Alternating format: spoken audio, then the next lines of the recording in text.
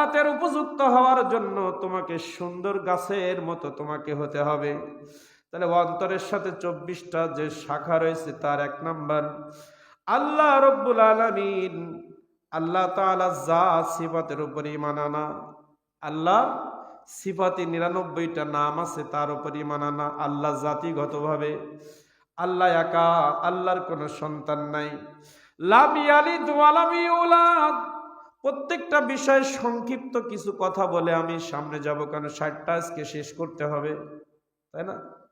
আজকে শেষ করতে হবে। গতদিন আমি এটা শুরু করেছিলাম, অন্তরে কয়েকটা পয়েন্ট বলে শেষ করে দিয়েছিলাম। তো প্রত্যেকটা বিষয় কিছু হালকা ব্যাখ্যা না করলে আমরা বুঝবো না। আল্লাহ জাত বলতে যারা ইহুদি, খ্রিস্টান, হিন্দু তারাও গড বলে আল্লাহকে মানে, হিন্দুরা ভগবান বলে আল্লাহকে মানে, কিন্তু তারা আল্লাহর সাথে শরীক করে। আল্লাহর সন্তান আছে, যার কারণে তারা বেঈমান। তাহলে আমরা যদি ঈমানের উপরে টিকে থাকতে চাই, আল্লাহর জাত ও সিফাতের উপরে ঈমান আনতে হবে। আল্লাহ জাত কি? আল্লাহ একা, আল্লাহ কাউকে জন্ম দেয় নাই, আল্লাহ কারোর থেকে জন্মগ্রহণ করেন নাই। লাম ইয়ালিদ ওয়া লাম ইউলাদ ওয়া লাম ইয়াকুল লাহু কুফুয়ান আহাদ। আল্লাহ জাত সিফাত বোঝার জন্য সূরা ইখলাস যথেষ্ট। আল্লাহ বললেন কুল হুয়াল্লাহু আহাদ আল্লাহুস সামাদ। আমি এক, অদ্বিতীয়, আমি ছাড়া কোনো মাবুদ না। আল্লাহুস সামাদ। তোমরা সবাই আমার মুখাপেক্ষী, আমি কারোর মুখাপেক্ষী নয়। আমার ক্ষমতার জন্য কারোর কাছে যাওয়া লাগে না, রিজিকের জন্য কারোর কাছে ধন্না দেওয়া লাগে না। সমস্ত রিজিকের মালিক আমি। আমি দিলে তুমি খাইবা, না দিলে পাইবা না। আমি ক্ষমতা দিলে তুমি ক্ষমতায় থাকতে পারবা, আমি না দিলে তুমি পারবা না। এর নাম আল্লাহ। আল্লাহ রব্বুল আলামিনের কাছে পৃথিবীর মানুষ চায়, আল্লাহ কারোর কাছে চায় না। চায়? আমরা অসুস্থ হলে আল্লাহর কাছে যাই, আমরা ক্ষুধার্ত হলে আল্লাহর কাছে হাত পাতি। এটাই হলে আল্লাহর সিফাত। আল্লাহ গফুর, আল্লাহ মানুষকে ক্ষমা করেন। আল্লাহ রহিম, আল্লাহ মানুষের উপর করুণা করেন। আল্লাহ গফফার, মানুষ হাত তুলতে দেরি, আল্লাহ ক্ষমা করতে দেরি করে না। এর নাম আল্লাহ। আল্লাহ গফুর, গফফার, রহিম, সত্তার, জব্বার, কহ্হার। এই যে 99টা সিফাতি নাম আছে, এরপরে আমাদের ঈমান আনতে হবে কলবের মধ্যে। আর জাত বলতে আল্লাহর কোনো সন্তান নাই, কারোর থেকে জন্মগ্রহণ করেন নাই। এইটার উপরে অন্তরের মধ্যে ঈমান আনার নাম হচ্ছে ঈমানদার। ঈমান আনার নাম, আমি লা ইলাহা ইল্লাল্লাহ কলেমা পড়ে মুসলমান হলাম, আমি আল্লাহকে বিশ্বাস করলাম। যদি বলি আল্লাহর সন্তান আছে তাহলে হলো। যদি বলি আল্লাহ ছাড়া কেউ রিজিক দিতে পারে, সন্তান দিতে পারে, সুস্থতা দিতে পারে, এই চিন্তা শক্তি যদি আমাদের মধ্যে থাকে, আমি ঈমান হারায় ফেলবো। এই জন্য শাখাগুলো খুব দরকার আমাদের জন্য। ঈমানের উপরে টিকে থাকার জন্য, গাছ সফল গাছ হওয়ার জন্য শিকড় ডালপালা যেমন দরকার, পাক্কা ঈমানদার হওয়ার জন্য শাখা প্রশাখা দরকার। ঠিক না? আমি যদি ভালো কোনো চাকরি করতে চাই, আমি সফল ব্যবসায়ী হতে গেলে আমার ট্রেনিং দিতে হবে। দীর্ঘদিন আমি চাষাবাদি করার পরে সফল চাষী হবো, একবারে হওয়া যায় না। 20 বছর 15 বছর লেখাপড়া করার পরে সুন্দর একটি চাকরি, যারা এসপি হয়েছে, বিসিএস ক্যাডার হয়েছে, যারা মন্ত্রী হয়েছে, যারা প্রফেসর হয়েছে, প্রিন্সিপাল হয়েছে, তাদের জীবনে একটু পড়ে দেখেন। যারা মাদ্রাসার প্রিন্সিপাল হয়েছে, কতদিন তাদের লেখাপড়া করা লাগছে ওই পদে যাওয়ার জন্য, এমনি এমনি হয় নাই। যারা এমপি হয়েছে, দেখেন কত নির্যাতন সহ্য করা লাগছে, জেল জরিমানা হয়েছে, গালিগালাজ শুনে, কত মিছিল মিটিং, কত আন্দোলন করার পরে তারপরে তারা এমপি হয়। অত সহজে হওয়া যায় না। চেয়ারম্যান হতে গেলে অনেক কষ্ট করা লাগে, অর্থ সম্পদ ব্যয় করা লাগে, শ্রম দেওয়া লাগে, না হলে চেয়ারম্যান হওয়া যায় না। আমি যদি বলে আমি এখন চেয়ারম্যান, কেউ মানবে না। মানুষকে খাওয়াতে হবে, মানুষের কাছে কাছে যেতে হবে, দাঁড়ে দাঁড়ে যেতে হবে, মানুষের খেদমত করতে হবে, তারপরে আপনার ভোটটা আমাকে দিবেন, আমাকে চেয়ারম্যান বানাবেন। তেমনি ভাবে আপনি ইমানদার দাবি করলে হবে না, একটু কাজ করতে হবে। প্রত্যেকটা বিষয়ে শ্রম না দিলে যেমন আপনি চেয়ারম্যান হতে পারেন না, এসপি, এমপি, বিসিএস ক্যাডার হতে পারেন না, প্রভাষক হতে পারেন না, তেমনি ভাবে আপনি কিছু শাখা প্রশাখা যদি আপনার না থাকে, আপনার ইমানদার বলা যাবে না।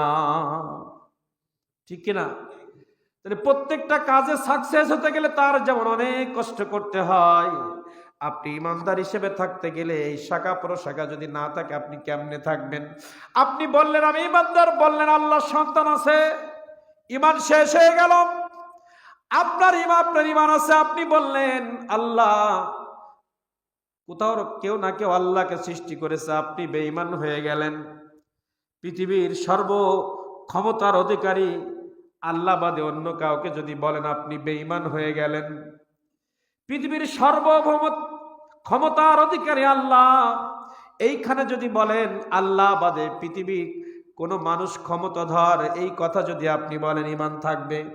আজকে সমাজের অনেক মানুষকে লক্ষ্য করে দেখেন, তারা নামাজ পড়ে, রোজা রাখে, আল্লাহকে মানে, কিন্তু ক্ষমতার অধিকারী মানুষকে বানায়। ঈমান আছে? তাহলে শাখাগুলো আমাদের জন্য জানা খুবই জরুরি। আমি ইমানদার দাবি করার পরে কাউকে ক্ষমতার অধিকারী বলতে পারবো না, তাহলে আমার ঈমান থাকবে না। এটা গেল আল্লাহ সম্পর্কে। ফেরেশতাদের উপর ঈমান আনতে হবে। কিরামান কাতিবিন আলামুনা মা তাফআলুন। আমার ডানে বায়ে দুইজন ফেরেশতা ভালো মন্দ লিখতেছেন, আমাকে বিশ্বাস করে চলতে হবে। যদি আমি বিশ্বাস করি আমার ডানে বায়ে ফেরেশতা আছে, আমি মিথ্যা বলতে পারবো না, অন্যায় কাজ করতে পারবো না। যদি আমার বিশ্বাস হয় আমি মসজিদের মধ্যে বসে আছি, ঘরের মধ্যে বসে আছি, এক্ষুনি আজরাইল আলাইহিস সালাম এসে আমার জানটা কবজ করে নেবে, এর উপরে বিশ্বাস করতে হবে। যদি আপনি আজরাইলের প্রতি বিশ্বাস না রাখেন, তাহলে আপনি মনে করবেন আমি হয়তো মরবো না, আমার কাছে আসবে না। জিবরাইল আলাইহিস সালাম ওহী নিয়ে যে কোরআন মাজিদ আমরা তেলাওয়াত করি, কোরআন আসমান থেকে জিবরাইল আমার নবীর কাছে নিয়ে আসছেন, এই ফেরেশতার প্রতি ঈমান আনতে হবে। আজরাইল আলাইহিস সালাম যে কোনো সময় আমার কাছে চলে আসতে পারে, এই বিশ্বাস আপনার অন্তরে লালন করতে হবে। আপনি যদি বলেন আমি আল্লাহকে বিশ্বাস করি কিন্তু জিবরাইল আমার কাছে সহজে আসবে না, এই কথা বললে আপনার আমার ঈমান থাকলো না। এই ফেরেশতা যে ডিউটি গুলো করছে, ইসরাফিল আলাইহিস সালাম হঠাৎ করে সিংহায় ফুঁক দিবেন, কিয়ামত সংঘটিত হয়ে যাবে, যে কোনো সময় কিয়ামত সংঘটিত হয়ে যেতে পারে। এই বিশ্বাস যদি অন্তরে লালন না করি, আমি ঈমানদার থাকতে পারলাম না। এইভাবে ফেরেশতা আল্লাহ রাব্বুল আলামিন যত ফেরেশতা নিযুক্ত করেছে, সকালে 11 জন, বিকাল পর্যন্ত বিকালে 11 জন রেজাল্ট নিয়ে আল্লাহর কাছে চলে যায়। আবার বিকালে 11 জন ফজর পর্যন্ত আমাদের ডিউটি করাইবে, এর উপরে বিশ্বাস করতে হবে, নাইলে ঈমান থাকবে না। তারপরে সব আসমানি কিতাবের উপর ঈমান আনতে হবে। তাওরাত, জবুর, ইনজিল, কোরআন মাজিদ 104 খানা কিতাব আল্লাহ রাব্বুল আলামিন নাজিল করেছেন, তার মধ্যে কোরআন মাজিদ সর্বশ্রেষ্ঠ। এই কিতাবের উপর যদি ঈমান না আনেন, আপনি বললেন লা ইলাহা ইল্লাল্লাহ, আমি আল্লাহ তোমাকে মানি কিন্তু কোরআন মানি না, হবে? তাহলে তৃতীয় নম্বর আছে সব আসমানি কিতাবের উপর ঈমান আনা। অন্তরের সাথে ঈমানের 24টা যে সংশ্লিষ্ট বিষয়, তার মধ্যে তৃতীয় নাম্বার আছে কিতাবের প্রতি ঈমান আনতে হবে। লা ইলাহা ইল্লাল্লাহ বলেন আল্লাহ ছাড়া কোনো মাবুদ নাই, কিন্তু আপনি বলেন নামাজ নাই, আপনার ঈমান নাই, কারণ কিতাবের মধ্যে নামাজের কথা বলা হয়েছে। আপনি যদি বলেন পিতামাতার খেদমত লাগবে না, ঈমানদার আমি হবে না, কারণ পিতামাতার খেদমতের কথা কিতাবের মধ্যে বলা হয়েছে। আপনি যদি এটা বিশ্বাস না করেন, তাহলে আপনি আমি ঈমানদার থাকতে পারলাম না। তাহলে সংক্ষেপে বলি, কারণ প্রত্যেকটা শব্দের ব্যাখ্যামূলক করতে গেলে এক একটা শব্দের জন্য এক একটা জমা লাগবে। তাহলে প্রত্যেকটা শব্দ ব্যাখ্যা করলে 60টা জমা যদি আমি আলোচনা করি, তাহলে কিছুটা ঈমান সম্পর্কে আমরা জানতে পারবো। কিন্তু আমি সংক্ষিপ্তভাবে বলছি, শুধু একটু কলবটা পরিষ্কার করার জন্য, ঈমানটা বোঝার জন্য সংক্ষিপ্ত ব্যাখ্যা দিয়ে চলে যায়। সব আসমানি কিতাব, এর উপর ঈমান আনতে হবে। আল্লাহ রাব্বুল আলামিন কোরআন মাজিদ আমাদের হেদায়েতের জন্য নাজিল করেছেন। কোরআন মাজিদে যা কিছু আদেশ করা হয়েছে, কোরআন মাজিদের ভিতরে যা কিছু নিষেধ করা হয়েছে, আদেশ এবং নিষেধ যা কিছু রয়েছে সব কিছুকে মেনে নেওয়ার নাম ঈমান। আপনি বললেন আমি ঈমানদার, কিন্তু কোরআনের ভিতরে যাকাতের কথা বলেছে আপনি মানেন না, তাহলে আপনি ঈমানদার থাকতে পারলেন না। কোরআন মাজিদে যা কিছু আল্লাহ আদেশ করেছেন সব কিছুর উপর বিশ্বাস করার নাম ঈমান। যা কিছু নিষেধ করেছেন সব কিছুর উপর বিশ্বাস করার নাম ঈমান। 4 নম্বর অন্তরের সাথে সংশ্লিষ্ট ঈমানের শাখা, যে শাখাগুলো যদি আমার মধ্যে না থাকে হঠাৎ করে আমার ঈমান কখন চলে যাবে আমি টেরও পাবো না। সব নবী রাসূলের উপর ঈমান আনা, আদম আলাইহিস সালাম থেকে ঈসা আলাইহিস সালাম পর্যন্ত 1,24,000, মতান্তরে 2,24,000 নবী পৃথিবীর জমিনে আসছিলেন, এর উপর ঈমান আনতে হবে। এবং সর্বশেষ মুহাম্মদুর রাসূলুল্লাহ সাল্লাল্লাহু আলাইহি ওয়াসাল্লাম আমাদের নবী, শেষ নবী, এর উপরে যদি আমি ঈমান না আনি লা ইলাহা ইল্লাল্লাহ পড়ে কোনো লাভ নাই। আমার নবী যেটা বলেছেন, যেটা নিষেধ করেছেন সেটার প্রতি ঈমান আনলে আপনি ঈমানদার, যদি ঈমান না আনেন আপনি আমি বেঈমান হয়ে যাব। কত মানুষ আছে আমাদের মধ্যে আল্লাহকে মানে কিন্তু বলে আল্লাহ, আল্লাহর সন্তান আছে, আল্লাহকে কেউ তৈরি করেছে, নাউজুবিল্লাহ, ঈমান নাই। কত মানুষ সমাজের মধ্যে আছে ঈমানদার দাবি করে কিন্তু সার্বভৌমত্বের অধিকারী, ক্ষমতার অধিকারী আল্লাহকে মানে না, মানুষকে বলে। তাহলে যারা এই কথা বলবে আপনি বুঝে নেবেন সূত্র বলে তার ঈমান নাই। আমরা মানুষের কাছ থেকে ইসলাম নিব না, ঈমান শিখব না। ঈমানের উপরে টিকা থাকার জন্য আল্লাহ রসুল যে পদ্ধতি ঘোষণা করেছেন, যেটা পৃথিবী মানুষকে জানিয়েছেন, আমরা সেইটা মানব। তাহলে সার্বভৌমত্বর ক্ষমতার অধিকারী আল্লাহ, সর্বশক্তির অধিকারী আল্লাহ, অন্য কাউকে যদি আনেন আপনার ঈমান নাই। তাহলে সব নবী রাসূলের উপর ঈমান আনতে হবে। তাকদীরের ভালো মন্দ, এই মুহূর্তে 1 বছর 2 বছর চলে গেল, আমার অভাব কাটে না, বিপদ কাটে না। আপনি যদি বলেন আপনি আমি যতই চেষ্টা করি আল্লাহ যদি না দেয় হবে, আপনি আমি যতই সম্পদ বাড়ানোর চেষ্টা করি আল্লাহ যদি না দেয় হবে না। কত মানুষ আছে ইমাম হওয়ার জন্য চেষ্টা করে ব্যর্থ হয়, কত মানুষ আছে বিসিএস ক্যাডার হওয়ার জন্য 10 বছর 20 বছর লেখাপড়া করে হতে পারে না, কারণ তাকদিরে নাই। আপনি যদি বলেন এত চেষ্টা করি কিন্তু আমার সম্পদ হয় না, আমার অভাব কাটে না, যদি আপনি গালিগালাজ করেন, আল্লাহকে দোষারোপ করেন, আপনি বেঈমান। যখনই বলবেন সঙ্গে সঙ্গে আপনি বেঈমান হয়ে যাবেন, কারণ আপনার তাকদিরে যদি অভাব থাকে পৃথিবীর কারোর ক্ষমতা না আপনাকে ধনাঢ্য বানাবে। আল্লাহ রাব্বুল আলামিন কাউকে যদি সম্পদশালী বানান, পৃথিবীর কারোর ক্ষমতা নাই, শত্রুতা করে তার সম্পদ কমায় ফেলবেন, এই ক্ষমতা কারণ নাই। কারণ তাকদিরের ভালো মন্দ এসব কিছুর মালিক কে? জোরে বলেন। তাহলে তাকদিরের ভালো এবং মন্দ, আমার ব্যবসা ভালো হচ্ছে তাকদিরে লেখা আছে, আমার ব্যবসায় শুধু লস হয় এটাও তাকদিরে লেখা আছে। আপনাকে আমাকে আল্লাহ শুধু চেষ্টা করতে বলেছেন, এর বাইরে আমাদের কোনো ক্ষমতা নাই।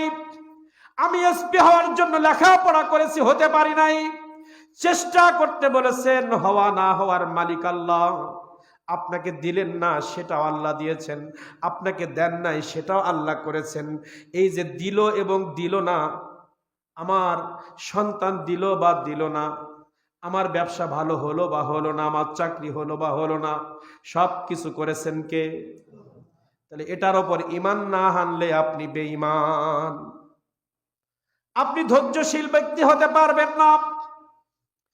আরেকটি কথা হচ্ছে আখিরাত, আখিরাতের উপরে বিশ্বাস করতে হবে। আপনি বললেন লা ইলাহা ইল্লাল্লাহ, আমি ইমানদার, আল্লাহ তোমাকে মানি।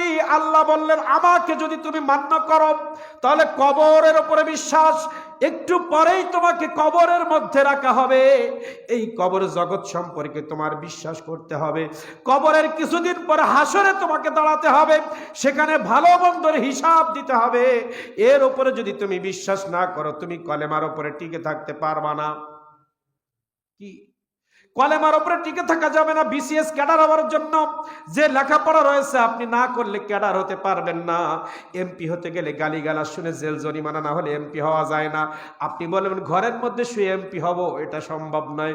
তেমনি ভাবে আপনি বলেন আমি ইমানদার টিকে থাকবো, সম্ভব নয়। ইমানের উপরে টিকে থাকার জন্য আপনার এই কাজগুলো করতে হবে যেগুলো এখন বলছি। কবরের উপরে বিশ্বাস, হাসরের উপরে বিশ্বাস, মিজান যেখানে আমাদের নেকি এবং বদি ওজন দেওয়া হবে। আমি সারা জীবন যত অন্যায় করেছি এক পাল্লায়, যত নেকি করেছি আরেক পাল্লায়। নেকির পাল্লা ভারী হলে আপনার আমার জন্য জান্নাত, আর গুনার পাল্লা ভারী হলে আপনাকে আমাকে জাহান্নামে দিবে। এই ভয় যদি থাকে তাহলে নেকির কাজ আমরা বেশি করব, অন্যায় কাজ আমরা ছেড়ে দিব। কারণ অন্যায়ও দাড়ি পাল্লায় দেওয়া হবে, নেকিও দাড়ি পাল্লায় দেওয়া হবে। যদি আমার গুনার পাল্লা ভারী হয়ে যায় এই ঈমান আমাকে বাঁচাইতে পারবে না। তাহলে ঈমানের উপরে টিকে থাকার জন্য মিজানের উপরে বিশ্বাস। ফুলসিরাত একটা চুলের থেকে চিকন একটা রাস্তা থাকবে, যার নিচে হবে জাহান্নামের আগুন। জাহান্নাম দাউ দাউ করে জ্বলতে থাকবে, তার উপর দিয়ে একটা চিকন রাস্তা, যে রাস্তাকে চুলের সাথে তুলনা করা হয়েছে। আপনি আমি যদি গুনাহগার হয়ে যায় আমাদেরকে ওই চিকন রাস্তার উপরে উঠায় দেওয়া হবে। আল্লাহ রাসূল বললেন তোমাদের ধাপ প্রথম কবর, যদি তুমি ভালো কাজ করো কবরে বেঁচে যাওয়া। দ্বিতীয় ধাপ হাসর, হাসরে যদি তুমি আল্লাহর জবাবদিহি করতে পারবা বেঁচে যাবা। এরপরে মিজান, দাড়িপাল্লা, দাড়িপাল্লার পরে ফুলসিরাত, যে জাহান্নামের উপরে একটি রাস্তা থাকবে। যারা ইমানদার তারা দেখবে রাস্তা 16 ফুট চওড়া, 15 ফিটের রাস্তা। আনন্দে চিত্তে আমরা পার হয়ে যাব। রাস্তা চুলের থেকে চিকন বলা হয়েছে, কিন্তু যারা ইমানদার ওই ইমানদারদের জন্য ফুলসিরাতের খুঁটির কাছে আমার রাসূল দাঁড়িয়ে থাকবেন। আর রাসূল যেখানে দাঁড়িয়ে থাকবেন, রাসূলের উম্মত যখন ফুলসিরাত পার হবে তারা 15 ফিট না 100 ফিট রাস্তা তাদের জন্য করে দিবে। আর গুনাহগারদের জন্য তারা যখন ওই ফুলসিরাত পার হতে যাবে তখন দেখবে চিকন রাস্তা, পা দিবে সঙ্গে সঙ্গে জাহান্নামের মধ্যে পড়ে যাবে। আর যারা ঈমানদার ওই ফুলসিরাত পার হয়ে তারা জান্নাতের মধ্যে চলে যাবে। ফুলসিরাতের নিচে জাহান্নাম, পাপী মানুষগুলো সেখানে পড়ে যাবে। এই যে ফুলসিরাত, এই ফুলসিরাতের উপরে বিশ্বাস করে দুনিয়ায় চলতে হবে। ইমানের শাখাগুলো কেন হাদিসে মোবারকের মধ্যে আসছে, প্রত্যেকটা শাখা যখন মানুষ গবেষণা করবে তখন সে অন্যায় ছাড়তে বাধ্য হবে। তারা বুঝবে যে শুধু লা ইলাহা ইল্লাল্লাহ পড়লে হবে না। লা ইলাহা ইল্লাল্লাহর পরে আল্লাহ, ফেরেশতা, কিতাব, রাসূল সব কিছু লাগবে। তাকদীরের প্রতি বিশ্বাস লাগবে। কবর, হাসর, মিজান, ফুলসিরাতের উপরে বিশ্বাস। হিসাব নিকাশ হবে হাসরের ময়দানে। আপনি আমি নামাজে আসি না, মনে করতেছি কেউ আমাদের ধরবে না। দুনিয়া আপনাকে কেউ আটকাবে না। আপনি নামাজ না পড়লে পৃথিবীর কেউ আপনাকে ডেকে বলবে না। কিন্তু যখন আপনি মৃত্যুবরণ করবেন আল্লাহ সব সামনে আপনাকে আটকায় দেওয়া হবে। তারপরে জান্নাত এবং জাহান্নাম। জান্নাত আরামের জায়গা, জাহান্নাম কষ্টের জায়গা। এর উপরে ঈমান আনতে হবে।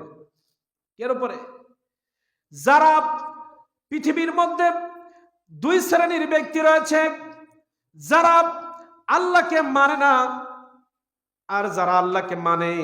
আল্লাহকে মান্য করে কাজগুলো করলে আপনার জন্য জান্নাত। আর যারা আল্লাহকে মানে না তাদের জন্য আল্লাহ জাহান্নাম তৈরি করে রেখেছেন। কি তৈরি করেছেন? পৃথিবীর যারা তারা বলে নো গড, আল্লাহ বলে কেউ নাই। নাস্তিকরা কি? আল্লাহকে মানে না, নো গড, কোনো আল্লাহ নাই। বেঁচে থাকলে তুমি দামি সুন্দর, মরে গেলে তুমি পচে যাবা, তোমার কোনো দাম নাই। মরণের পরে কোনো জগৎ নাই।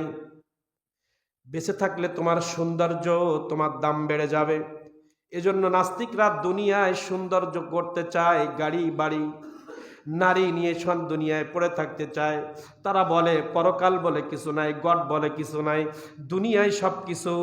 দুনিয়ায় বেঁচে থাকলে তো তোমার সৌন্দর্য, তুমি দামি মানুষ, আর যদি মরে যাও তুমি পচা মানুষ। এই বিশ্বাস যারা করে তারাও জাহান্নামী। আর যারা আস্তিক, ইহুদি, খ্রিস্টান, হিন্দু, এরাও আল্লাহকে মানে কিন্তু আল্লাহর শানে শিরক করে, মূর্তি বানায় পূজা করে, আল্লাহকে খুশি করতে চায়। তারা জানে তারা জান্নাতকে স্বর্গ বলে, জাহান্নামকে নরক বলে। তারা মনে করে মানুষ মরে গেলে পোড়ায় ফেলে ছাইগুলো এক জায়গায় করে ওখানে একটা মূর্তি বানায় রাখে, আমার বাবা নরক স্বর্গে চলে গেছে বলে না। তাদের কাছে জান্নাত মানে স্বর্গ, এরাও বেঈমান। নাস্তিকরাও জাহান্নামী। নাস্তিকরা বলে তুমি যদি বেঁচে থাকো তাহলে তোমার সৌন্দর্য, মরে গেলে তুমি পচে গেলে। এখন আপনার কাছে প্রশ্ন করি, আপনির ভেতরে ধর একজন নাস্তিক আছে, তার কাছে প্রশ্ন করলাম বেঁচে থাকলেই তো সৌন্দর্য। ওই নাস্তিক যারা তাদের কাছে প্রশ্ন করবেন, ও নাস্তিক তোমার বাবা ছিল? হ্যাঁ ছিল। তোমার দাদা ছিল? হ্যাঁ ছিল। তোমার দাদার দাদা ছিল।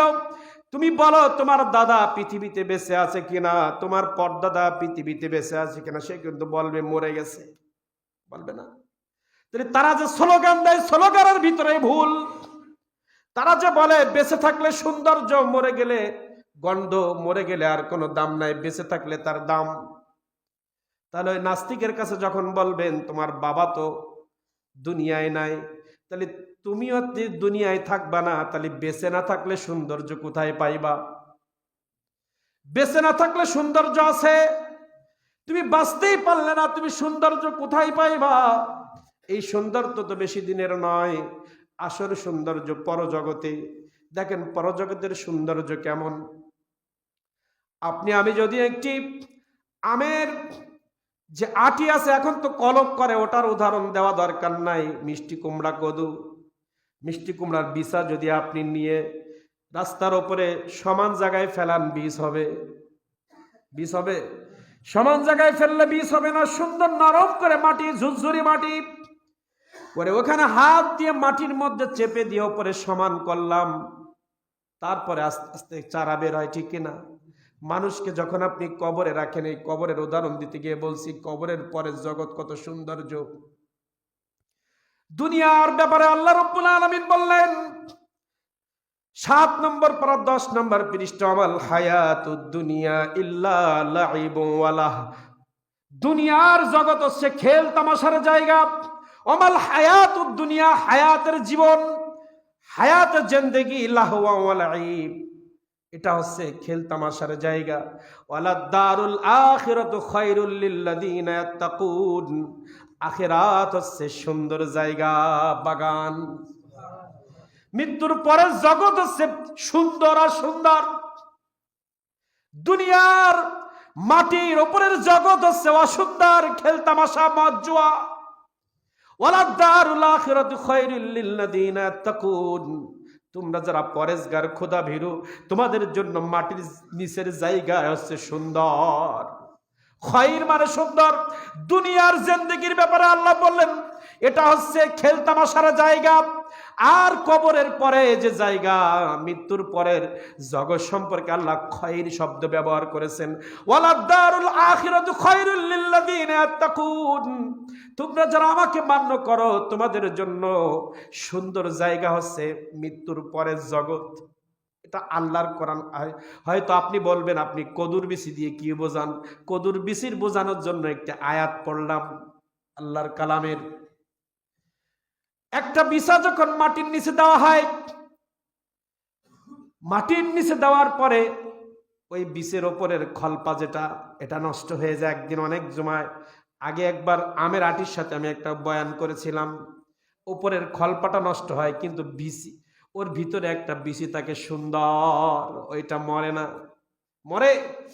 আপনি মাটির নিচে যখন রাখলেন, উপরের খলপাটা যখন নষ্ট হয়ে যায়, ওর ভিতর থেকে সুন্দর অঙ্কুর দ্বারা, সুন্দর বীজ দ্বারা আস্তে আস্তে চারা বের হয়। ওই চারায় শত শত মিষ্টি কুমড়া হয়, হয় কি না? তা আমি যখন মৃত্যুর পরে যখন কবরের মধ্যে আমাদের রাখা হয়, আমাদের রুহটা হচ্ছে অঙ্কুর, রুহটা হচ্ছে দামি বিচি, আর রুহুর ওপরে যেটা, এটা খলপা। মৃত্যুর পরে খলপা নষ্ট হয়ে যায় কিন্তু অঙ্কুর নষ্ট হয় না, রুহুটা নষ্ট হয় না। আপনি আমার লাশ যখন মাটির নিচে রাখে, ওই মিষ্টি কুমড়ার বিছা যখন মাটির নিচে রোপণ করা হয়, ওপর থেকে খলপা নষ্ট হয়ে যায়, কিন্তু ভিতরের ওই বিচি দিয়ে চারা বেড়ে শত শত মিষ্টি কুমড়া হয়। তা একটা মানুষকে যখন মাটির নিচে রাখা হয়, ওই মানুষের ওপরের চামড়া, মাটির চামড়া মাটিতে মিশে যায়, কিন্তু এই মাটির চামড়ার ভিতরে যে রুহটা ছিল ওটা মরে না।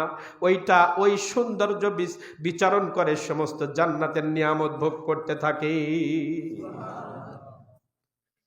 আমরা আল্লাহ রাব্বুল আলামিন এই ঈমানের শাখা প্রশাখা বলে এটাই বোঝাতে চেয়েছেন, তোমার বডিটা একটা খলপা, তোমার ভিতরে যে রুহু আছে ওইটা দামি, ওইটা কোনোদিন মৃত্যুবরণ করবে না।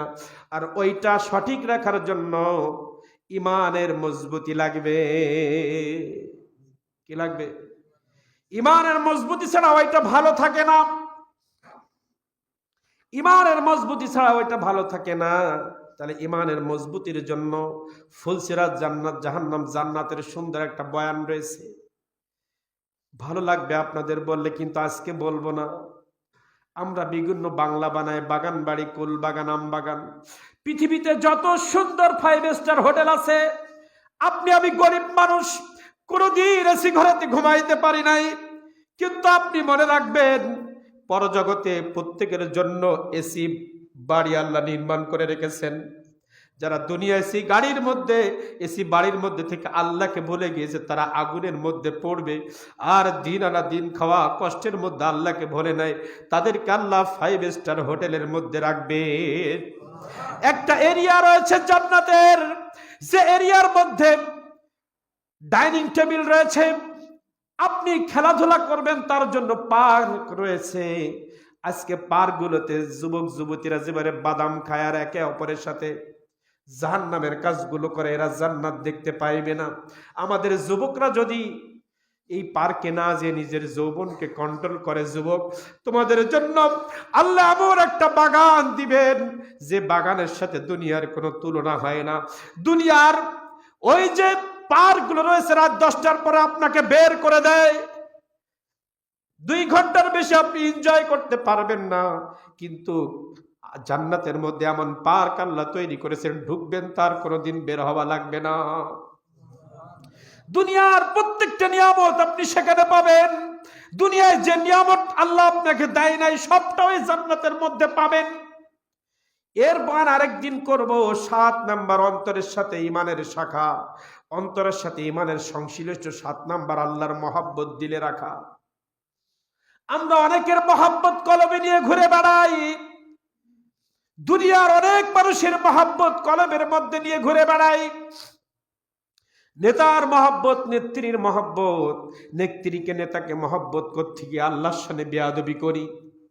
নেতাকে নেত্রীকে খুশি করার জন্য আমরা এই জবান দিয়ে নাস্তিকতার কথা বলি, শিরিক বেদাতের কথা বলি, আল্লাহর সামনে বেয়াদবি করি। তাহলে ওই নেত্রীকে মহব্বত করেন বিধায় তো আপনি বলেন, কিন্তু ইমানদারের মহব্বত হবে আল্লাহর উপরে। কার উপরে? আল্লাহর উপরে সর্বমহব্বত থাকবে। আর আল্লাহ যাকে মহব্বত করে শুধু তাকে আপনি মহব্বত করতে পারবেন, এর বাইরে নয়। তাহলে আপনি ইমানদার থাকতে পারবেন না। নাস্তিকদেরকে আল্লাহ মহব্বত করে, যারা সর্বক্ষমতার অধিকারী জনগণ মানুষ বলে তাদেরকে আপনি মহব্বত করতে পারবেন। যারা বলে সব ক্ষমতার অধিকারী আল্লাহ, তাকেই আপনি মহব্বত করতে পারবেন। নাইলে এই মহব্বত দিয়ে আপনি জান্নাত পাইবেন না। দুনিয়ার সব মহব্বত করতে হবে আল্লাহর জন্য। কলবের মধ্যে 8 নাম্বার, কলবের সাথে ঈমানের শাখা। 8 নাম্বার, অন্যের সাথে শত্রুতা রাখলে সেটাও আল্লাহর জন্য রাখতে হবে। আল্লাহ, এই দল, এই গোষ্ঠী, এই মানুষটার মধ্যে নাস্তিকতা রয়েছে, এই মানুষটা সর্বক্ষমতার অধিকারী মানুষকে বানাইছে, এই জন্য তাকে আমি ঘৃণা করি, আল্লাহ খুশি হয়ে যাবে।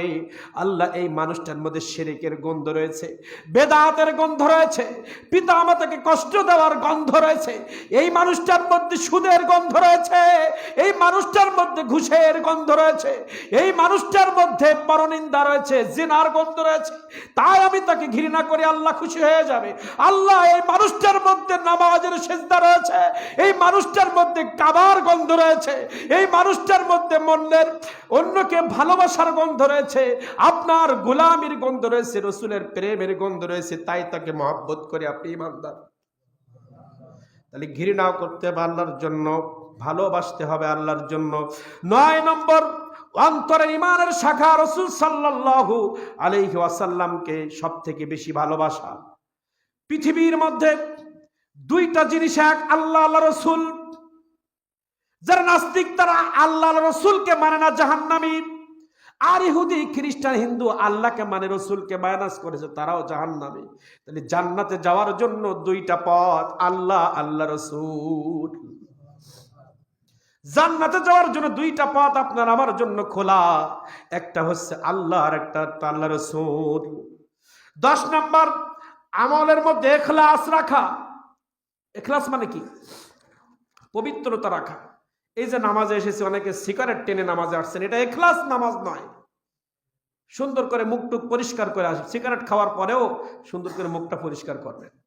ইখলাসের সাথে ইবাদত করতে হবে, ইখলাসের সাথে পিতামাতার খেদমত করতে হবে, ভালোবাসার সাথে, আদবের সাথে, ইখলাসের সাথে প্রত্যেকটা কাজ আমাদের করতে হবে। যে কাজে আমরা করি না কেন, কিসের সাথে? একনিষ্ঠ। ইখলাস মানে কি?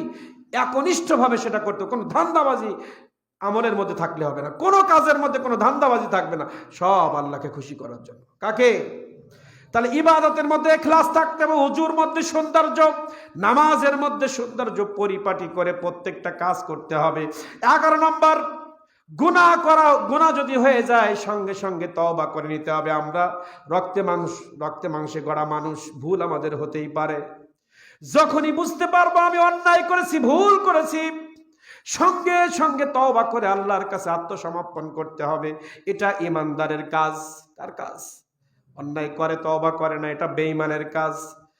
12 নম্বর, সর্বদা আল্লাহর ভয় অন্তরে লালন করা। আপনি লা ইলাহা ইল্লাল্লাহ বললেন, কিন্তু কলবের মধ্যে আল্লাহর কোনো ভয় নাই, তাহলে ঈমান চলে যাবে পট করে। আর কলবের মধ্যে আল্লাহর ভয় থাকলে জালেমের জুলুমেও আপনার ঈমান নিতে পারবে না, জালেমের নির্যাতনে আপনার ঈমান নিতে পারবে না, ফাঁসির হুমকি দিয়ে আপনার ঈমান নিতে পারবে না, জেলের হুমকি দিয়ে আপনার ঈমান নিতে পারবে না, সন্তান হত্যা করার হুমকি দিয়ে আপনার ঈমান নিতে পারবে না, হত্যার হুমকি, বন্দুক দিয়ে পিস্তল থেকে আপনার ঈমান নিতে পারবে না, যদি সর্বদা আল্লাহর ভয় অন্তরের মধ্যে থাকে। ঠিক কিনা? 13 নম্বর, সর্বক্ষেত্রে আল্লাহর রহমতের আশা করতে হবে।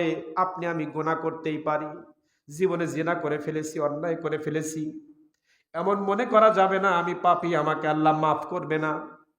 কারণ একবার আপনি আমি গুনাহ করেছি, আমাকে আল্লাহ মাফ করবে না, এই কথা বলার সুযোগ নাই। আমরা মুখে মুখে বলে ফেলি, ও অনেক পাপ করবো, ওর জীবনে আল্লাহ মাফ করবে না, এই কথা বলা যাবে না।